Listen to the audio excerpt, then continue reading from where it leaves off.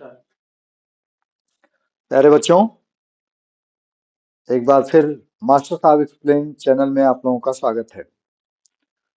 आप लोगों ने पिछले टर्म पर पढ़ा, क्योंकि नीट के सिलेबस में दिया गया है कुछ फैमिली या कुलों का वर्णन, जिसमें आप लोगों ने शुरू किया था फैमिली क्रूसीफेरी के बारे में।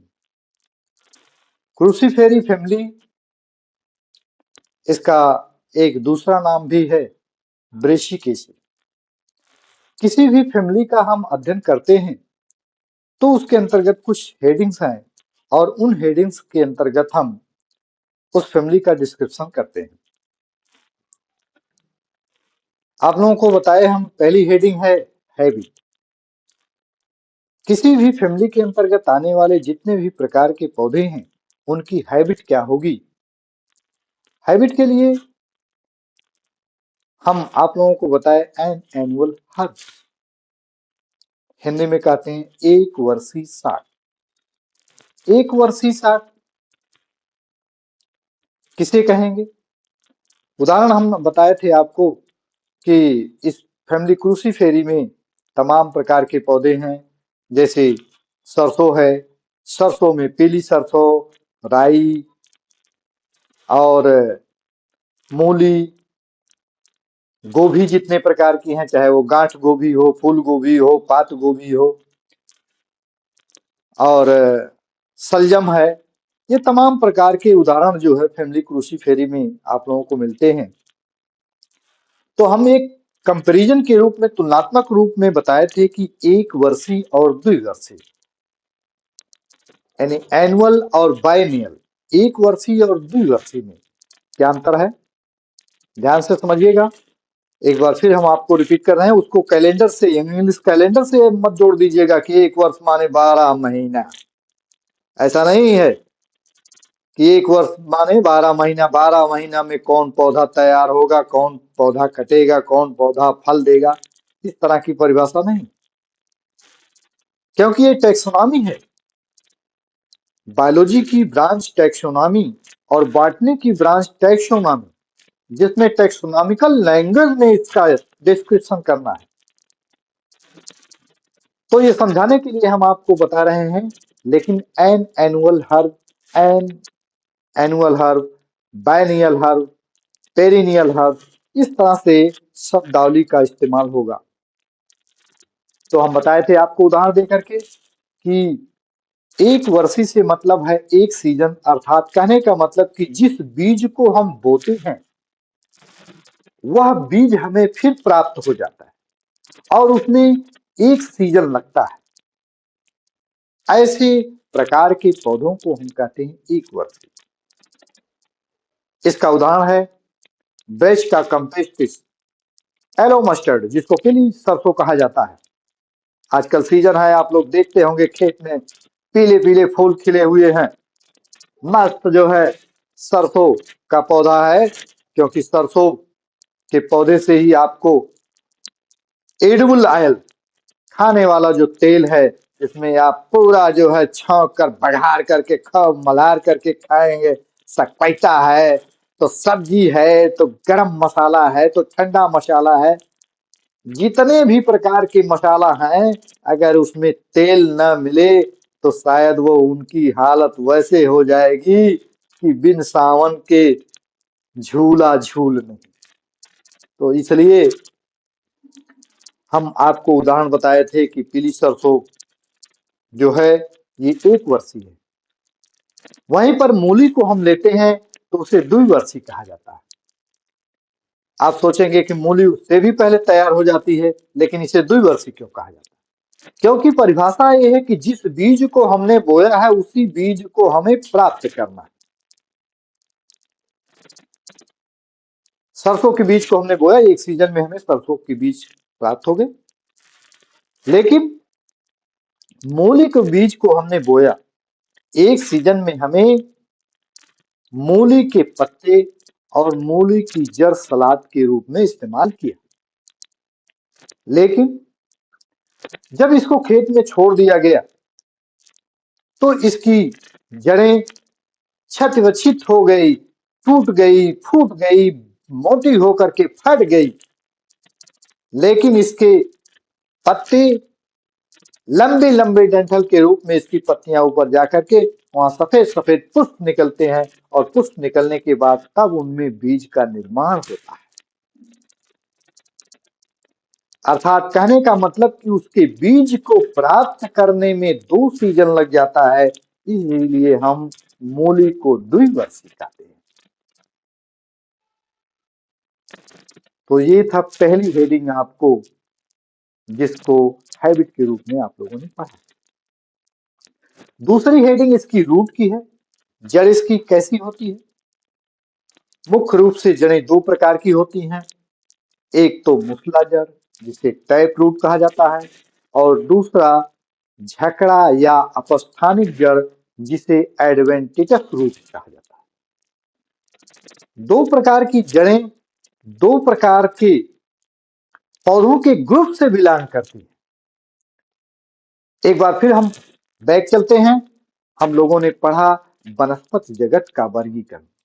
वनस्पति जगत के वर्गीकरण में जब हम एंजियोस्पर्म में पहुंचे, तो वहां एंजियोस्पर्म को हमने 2 ग्रुप में बांट दिया गया, क्लास में, सब क्लास में बांट दिया गया, मोनोकॉटिलिडनी और डाइकोटिलिडनी, एक बीजपत्री और द्विबीजपत्री। अर्थात कहने का मतलब कि इस जड़ और एक बीजपत्री द्विबीजपत्री से क्या संबंध है? अर्थात कहने का मतलब कि जितने भी प्रकार के पौधे अगर वो द्विबीजपत्री हैं, डाइकोटिलिडनी हैं, they must should be tap root. अगर वो द्विबीजपत्री हैं तो उसकी जड़ जो होगी वो टैप रूट होगी, मुसला जड़। और मोनोकॉटिलिडनी होंगे, एक बीजपत्री होंगे, तो उनकी जड़ें जो होंगी वो अपस्थानिक जड़ें होंगी, एडवेंटिटस रूट्स होंगे। तो इस तरह से हम लोग दूसरी हेडिंग रूट में पढ़े कि टैप रूट पाई गई, सरसों में मुसला जड़ पाई, अर्थात क्रूसीफेरी की जो जड़ें हैं वो एडवेंटिटस रूट्स हैं, मुसला जड़। तीसरी हेडिंग है स्टेम की, तना की। तना इसका कैसा होता है? अभी हम लोगों ने बताया हर्ब्स।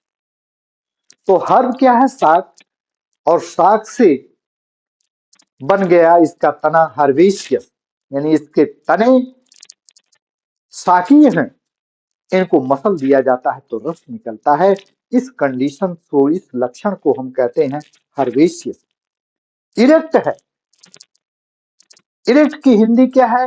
उच्छीर से, मतलब सीधा है, इसका तना सीधा खड़ा होने वाला है, इसे किसी सहारे की जरूरत नहीं होती है। आप लोग देखते हैं कि तमाम प्रकार के पौधे हैं जिन्हें हम सहारों की जरूरत पड़ते हैं, अर्थात कहने का मतलब कि वो क्लीपर होते हैं, रेंग कर चलते हैं, क्लाइंबर होते हैं, सहारा आरोहण करके चलते हैं। लेकिन यहाँ क्या है कि इसकी विशेषता है इरेक्ट होता है। हर्बेशियस है, इरेक्ट है, सिलिंड्रिकल है, बेलनाकार, ब्रांच्ड है, शाखित है, शाखाओं में बटा हुआ है। इस तरह से तना की विशेषता हम देखते हैं। स्टेम के बाद अगली हेडिंग आती है लीफ की, पत्ती। पत्ती के बारे में हम कहते हैं सिंपल पत्ती है, साधारण पत्ती। पत्ती 2 प्रकार की मुख्य रूप से होती है, एक तो साधारण होती है और दूसरा संयुक्त पत्ती होती है। तो साधारण पत्ती ऐसी है जिसमें पिक्षक की संख्या 1 होती है, चौड़े वाले भाग को हम पिक्षक कहते हैं, और इसमें डिस्क्रिप्शन में हम लिखा था कि अपर यंग लीव इज इंटायर, अछिन्न, यानी ऊपर की जो लीव्स होती हैं इंटायर होती हैं, जो नई लीफ होती हैं वो इंटायर होती हैं, बट लोअर लीफ इज पिनेटिफाइड। नीचे की जो इनकी पत्तियां होती हैं वो कटी पिटी होती हैं और पिनेटिफाइड होती हैं। ऐसा लगता है कि जैसे ये संयुक्त पत्ती की श्रेणी में जा रही हैं, लेकिन होता नहीं।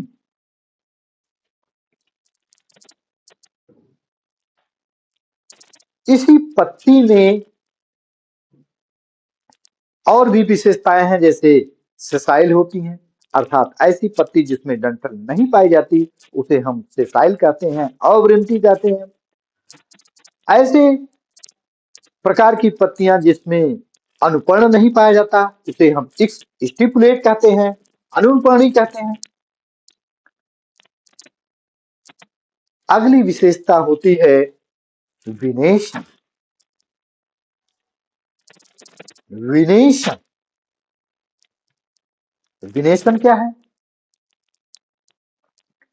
पत्ती की संरचना में आप लोग देखते हैं कि जहां पर पत्ती शाखा से जुड़ी है उसे हम पर्णवृंत कहते हैं। पर्ण मीन्स पत्ती और वृंत मीन्स डंठल, पर्णवृंत।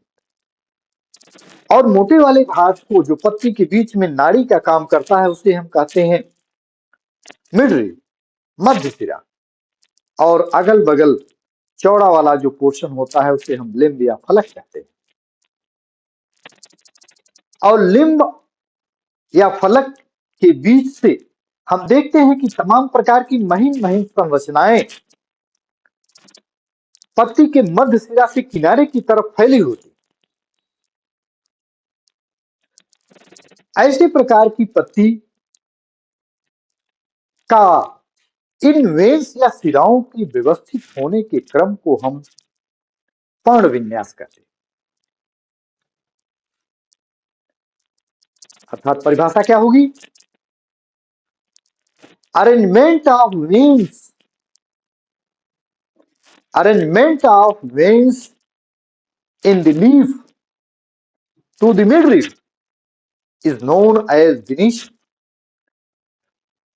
पत्ती में सिराओं के व्यवस्थित होने के क्रम को पर्ण विन्यास कहते हैं। ये पर्ण विन्यास दो प्रकार का होता है, एक तो रेटिकुलेट विनेशन होता है और दूसरा पैरेलल विनेशन होता है। रेटिकुलेट विनेशन को हिंदी में कहते हैं जालिका वत सिरा विन्यास और पैरेलल विनेशन को कहते हैं समानांतर सिरा विन्यास। सिरा विन्यास, विनेशन या सिरा विन्यास। सिरा विन्यास क्या है? विन्यास मीन्स होता है विन्यासित या व्यवस्थित, अरेंजमेंट। अब ये सिराएं व्यवस्थित या विन्यासित अरेंजमेंट कहां होंगी? पत्ती में होंगी। तो पत्ती में सिराओं के व्यवस्थित होने के क्रम को हम सिरा विन्यास कहते हैं। तो सरसों की पत्ती में सरसों की पत्ती में रेटिकुलेट विनेशन पाया जाता है, जालिका व सिरा विन्यास पाया जाता है। फिर एक बार हम बैक चलते हैं। मोनोकाटिलिडनी, डाइकोटिलिडनी, एक बीज पत्री और द्वि बीज पत्री।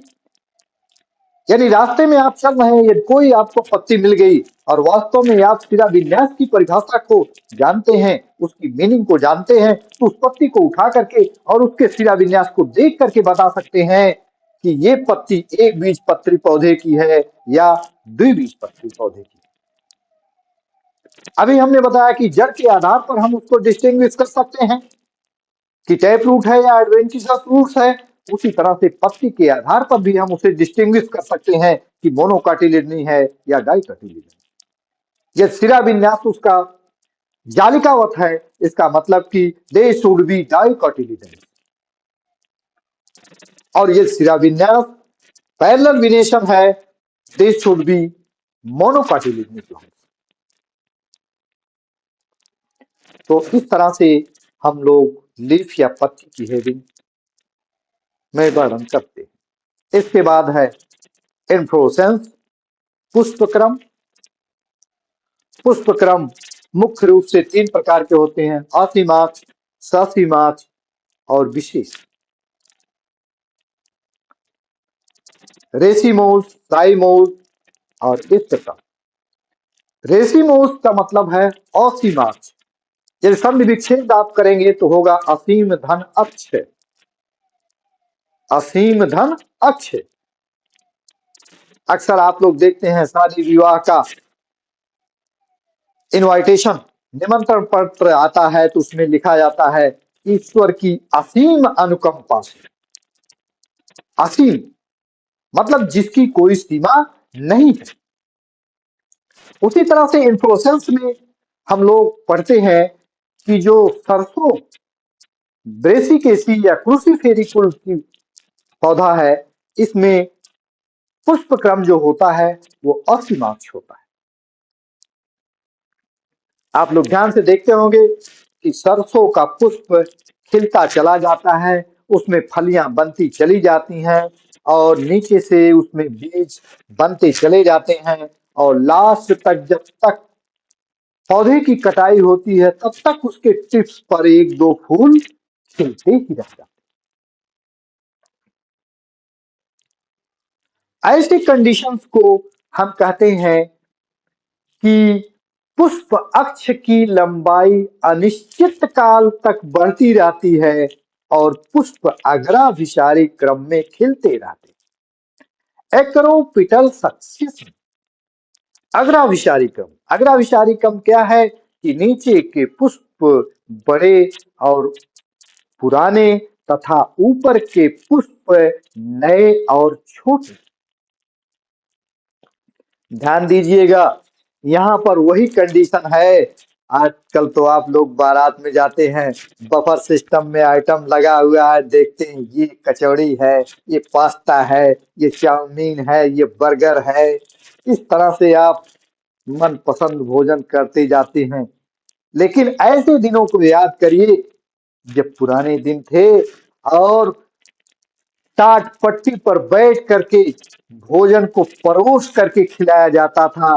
तो ऐसे कंडीशन में क्या होता था कि दाल वाला लेकर के पहले नंबर से शुरू करता था, दाल दाल दाल दाल दाल करते करते लास्ट में जाते जाते उसकी बाल्टी की दाल खत्म हो जाती थी और लास्ट वाला बेचारा इंतजार करता रह जाता था। तब तक इधर से हो जाता था, अरे भैया चलिए चलिए चलिए खा लिए सब लोग, उठिए उठिए उठिए जल्दी करिए भागिए, चारपाई खींचना है क्योंकि बाराती की संख्या ज्यादा है, चारपाई की संख्या कम है। जो दौड़ा सो पाया, जो नहीं दौड़ा वो वैसे ही रह गया। तो वही कंडीशन है, याद कर लीजिएगा। हर चीज याद करने का एक ट्रिक होता है। आप याद कर लीजिए दिमाग में कि जैसे बारात में परोसते परोसते लास्ट में जाते हुए सब्जी या दाल की संख्या मात्रा कम हो जाती है, उसी तरह से जमीन से पोषक पदार्थ चला, पहले जिस फूल को मिला वो फूल बड़ा हो गया, पहले खा लिया और जैसे जैसे ऊपर पहुंचता गया वैसे वैसे फूल को वही काच करके बाल्टी की दाल हल्की मात्रा में मिल गई। इसलिए हम क्या कहते हैं कि नीचे के पुष्प बड़े और पुराने। क्यों पुराने? क्योंकि वो पहले खिल गए, वो पहले उनका विकास हो गया, पहले उसमें सीड फॉर्मेशन हो गया, सारी चीजें उस डेवलप हो गया। और जो बाद में है वो नए। नीचे के पुष्प बड़े और पुराने, ऊपर के पुष्प नए और छोटे। ऐसे प्रकार की कंडीशन को हम कहते हैं अग्राभिसारी क्रम, एक्रोपिटल सक्सेशन। तो ये सरसों में पाया गया, असीम लंबाई में बढ़ते गए और पुष्प खिलते गए। तो इन्फ्लोरेसेंस पुष्पक्रम इसमें कैसा है? टिपिकल रेशिम, प्रारूपिक और सीमाक्ष। दूसरे प्रकार का पुष्पक्रम जो पाया जाता है साइमोस सीमाक्ष, अर्थात कहने का मतलब पुष्प अक्ष की लंबाई एक निश्चित होती है और पुष्प अक्ष की लंबाई एक निश्चित होती है, निश्चित होने के बाद तब वहां पर फूल खिलते हैं। तो यहाँ पर प्रारूपिक सीमाक्ष सरसों के पुष्प में। अब इसके बाद अगली हेडिंग आप लोगों ने पढ़ा फ्लावर, पुष्प। पुष्प कैसा है? एक्टिनोमार्फिक, त्रिज्या सममित। कल हम आपको बताए थे कि त्रिज्या सममित मैथ का क्वेश्चन है। त्रिज्या एक वृत्त है, वृत्त में केंद्र और परिध से मिलाने वाली रेखा को त्रिज्या कहते हैं। सिमेट्री या सममित जूलॉजी में आप लोगों ने पढ़ा कि तमाम प्रकार की सममितरी, सममित, द्विपार्श्व सममित, sectioning according to plane is known as symmetry. तल के अकॉर्डिंग इंटीरियर पोर्शन कहाँ है, पोस्टीरियर पोर्शन कहाँ है, लेफ्ट लेटरल, राइट लेटरल। तो द्विपार्श्व सममिति, द्विपार्श्व सममित क्या हो गया कि दो पार्श्व कौन हो गए, बायां पार्श्व और दायां पार्श्व। तो इस तरह से एंटीरियर पोर्शन और पोस्टीरियर पोर्शन के अकॉर्डिंग हम जब पुष्प का सेक्शन काट देते हैं तो पुष्प त्रिज्या सममित हो जाते हैं, अर्थात एक बार नहीं दो बार इस तरह से पुष्प के सेक्शन को काटने के बाद उसके बराबर हिस्से बढ़ जाते हैं, तो हम उसे त्रिज्या सममित कहते हैं। पुष्प कंप्लीट है, पुष्प की चारों कतारें कैलिक्स, करोला, इंड्यूसियम, गाइनिशियम सब उपस्थित हैं। ऐसे प्रकार के पुष्प को हम कंप्लीट पुष्प कहते हैं। टेट्रामेरस है, चतुस्तयी है, अर्थात जिसमें कैलिस की संख्या 4, करोला की संख्या 4, ऐसे पुष्प को हम टेट्रामेरस कहते हैं। अगली विशेषता हाइपोगाइनस हमने बताया, अधोजाय। हाइपो मीन्स नीचे, गाइनस मीन्स गाइनिशियम, गाइनिशियम के नीचे से पुष्प के सभी भाग व्यवस्थित होते हैं। ऐसे प्रकार के पुष्प को हम हाइपोगाइनस कहते हैं। बाइसेक्सुअल है, या इसी का सिनोनिम शब्द होता है हर्माफ्रोडाइट, द्विलिंगी, अर्थात मेल और फीमेल फूल एंडोशियम और गाइनिशियम दोनों प्रेजेंट होते हैं।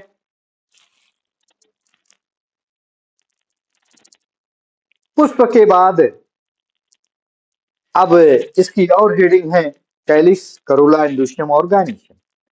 तो कैलिक्स में हम बताए थे कि कैलिक्स की इकाई सेपल होती है, सेपल 4 पॉलीसेपलस। पॉली मीन्स होता है फ्री है, सब स्वतंत्र है, चारों के चारों सेपल इसमें स्वतंत्र होते हैं। और इस तरह से सेपल हो स्वतंत्र होकर के इनमें जो एस्टिवेशन होता है वो इम्ब्रिकेट एस्टिवेशन होता है, अर्थात कोर छादी विन्यास।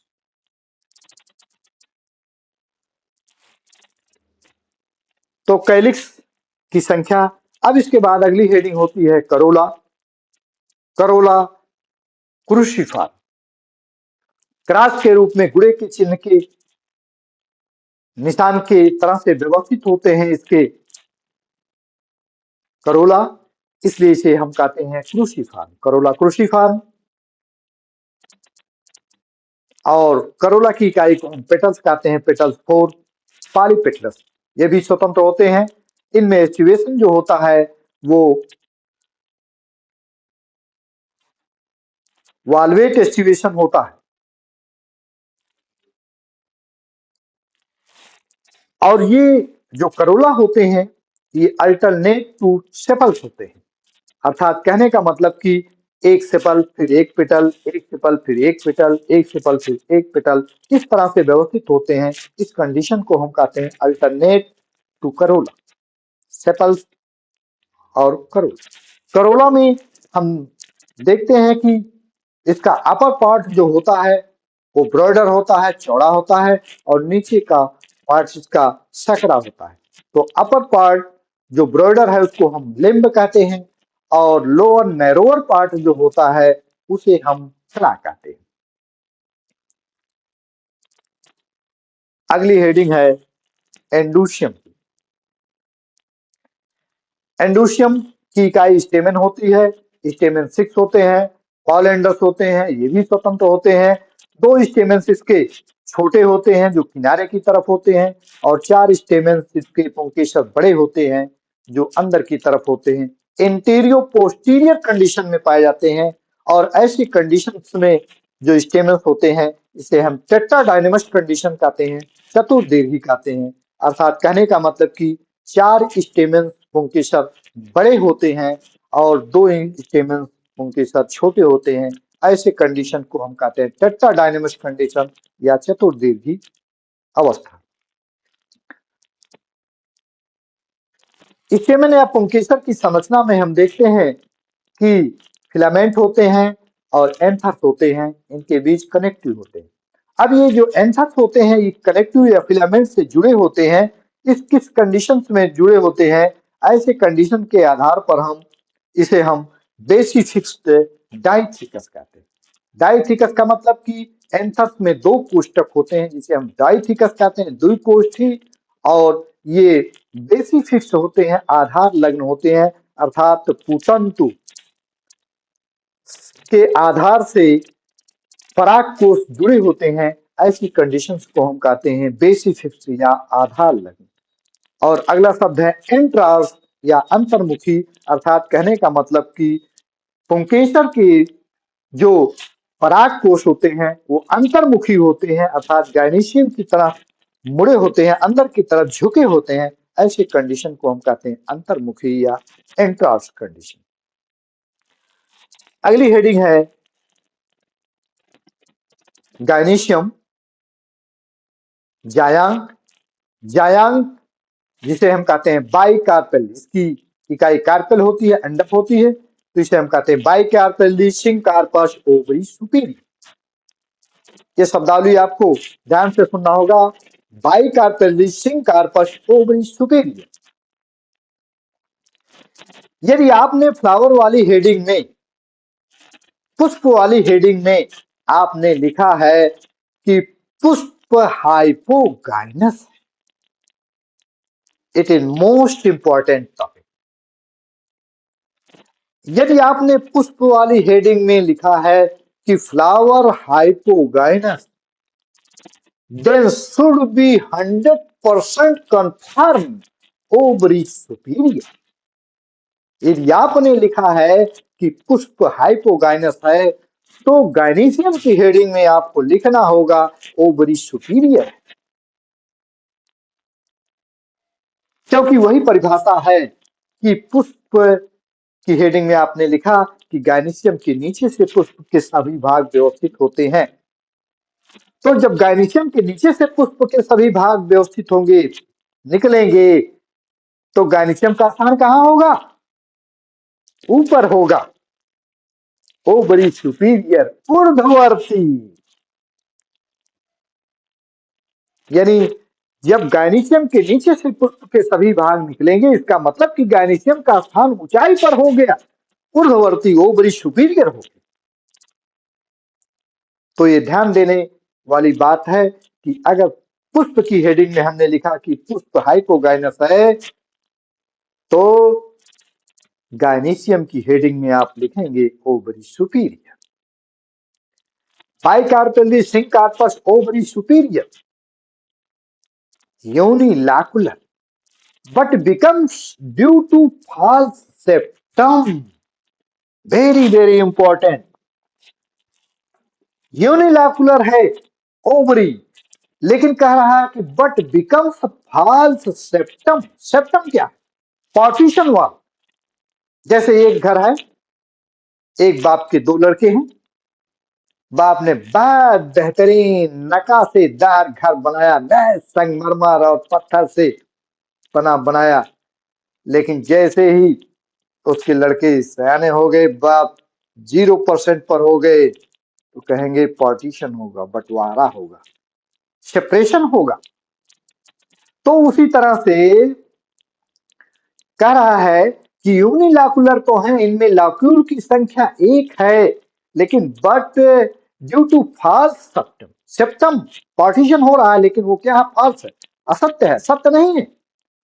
बस due to false septum appears like bilacular,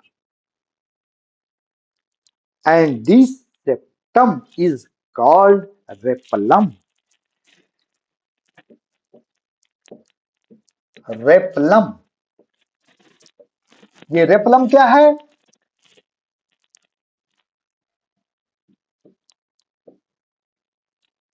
सरसों के बीज हैं, और इस बीज में सेप्टा जो बन गया, वो सेप्टा क्या है? फाल्स है, असत्य प्रकार का। और असत्य प्रकार का सेप्टा जो है, जिसके कारण हम बाइलैकुलर कहते हैं, उस सेप्टा का नाम है रेपलम। कंपटीशन की परीक्षाओं में, नीट के एग्जामिनेशन में, कंपटीशन में इस तरह से पूछा जाता है कि कौन सा ऐसी फैमिली या पौधा है जिसमें फॉल्स सेप्टा पाया जाता है, जिसका नाम रेपलम है, या फॉल्स सेप्टा का नाम क्या है? तो इसमें याद करिएगा कि ये फॉल्स सेप्टा जो है, इसका नाम रेपलम होता है। आगे है parietal placentation.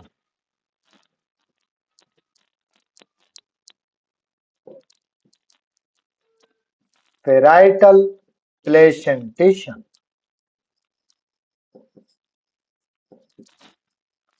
Parietal placentation Hindi होगी परिधीय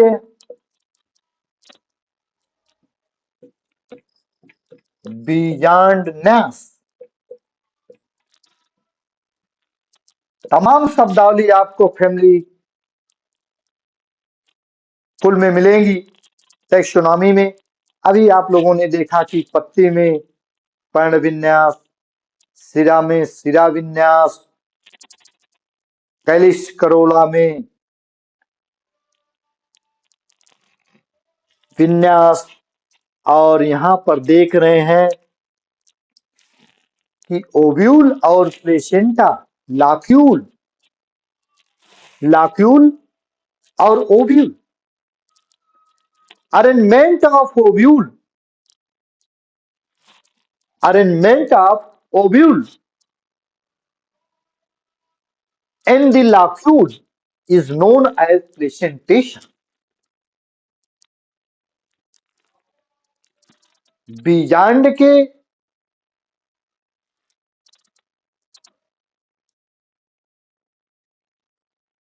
कोष्टक में व्यवस्थित होने के क्रम को बीजांड न्यास कहते हैं। ओव्यूल, बीजांड का विन्यासित होना, व्यवस्थित होना, बीजांड कैसे, ओव्यूल कैसे व्यवस्थित है, उसकी परिधि से व्यवस्थित है कि उसके बेस से बेसल प्लेसेंटेशन, आधार से basal placentation, parietal placentation, central placentation, फिर सेंट्रल प्लेसेंटेशन, तमाम प्रकार के बीजांड का विन्यासित होने का क्रम है।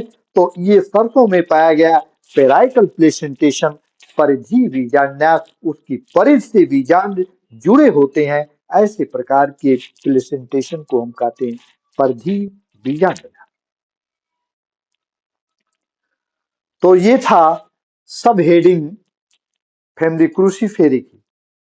अभी इसमें इंपॉर्टेंट चीज, दो चीज रह गई है जिसे हम अगले टर्म पर आप लोगों को बताएंगे, क्योंकि इसकी की पॉइंट होती है पुष्प सूत्र और पुष्प आरेख, फ्लोरल डायग्राम और फ्लोरल फार्मूला, जिसे हम डिटेल में आपको अगले टर्म पर बताएंगे। तो आज के टॉपिक में यहां तक आप लोगों ने देखा कि आपको तमाम नए शब्द मिले हैं, लेकिन एक एक शब्द को आप ट्रिक से याद करेंगे। जैसे अभी हमने बताया कि एक्रोपिटल सक्सेशन, अग्राभिसारी क्रम में पुष्प खिलते हैं। कैसे खिलते हैं, हमने आपको उदाहरण बताया कि जैसे बारात में आदमी खाना खाने बैठा हुआ है, जाहिर सी बात है जो नंबर 1 पर बैठा है उसे सब आइटम समय से मिल जाएंगे, और पांच के लास्ट में, पंक्ति के लास्ट में जो बैठा हुआ है उसे पहुंचते पहुंचते समय लगेगा और कम मात्रा में चीजें मिल पाती हैं। तो उसी तरह से आप हर चीज को ट्रिक से याद करेंगे तो याद होगा। घबराइए नहीं, पूरे वीडियो को आप लोग ढंग से देखिएगा, हर चीज आपको समझ में आएगा। जहां नहीं समझ में आता है, कोई दिक्कत है, कोई परेशानी है, तो आप कमेंट्स करिए। और बाकी वीडियो अच्छा लग रहा है तो और भी कॉम्पिटिटिव एग्जामिनेशन के लिए जो तैयारी कर रहे हैं बच्चों तक पहुंचाने का भरपूर प्रयास करिए। धन्यवाद।